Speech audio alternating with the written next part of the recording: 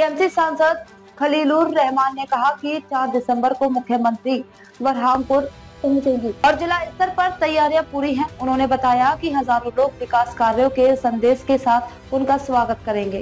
দেখুন আমরা মুর্শিদাবাদবাসী তার মধ্যে দুটো সাংগঠনিক জেলা আমরা আমাদের মুখ্যমন্ত্রীর জন্য অধীর আগ্রহে রয়েছি।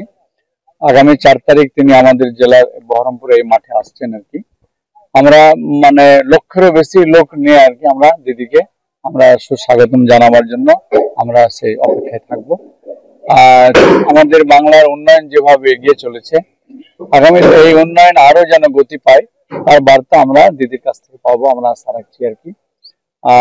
সেই সঙ্গে কেন্দ্রীয় সরকার যেভাবে বাংলার উন্নয়নকে আটকাতে বাংলার প্রতি যে বঞ্চনা বিভিন্ন ক্ষেত্রে সে 100 দিনের কাজই হোক বা বাংলার বাড়ির ক্ষেত্রে হোক বা জল জীবনের ক্ষেত্রে হোক, বিভিন্ন ক্ষেত্রে আমরা বাধাপ্রাপ্ত হচ্ছে, বাংলা বঞ্চনার শিকার হচ্ছে।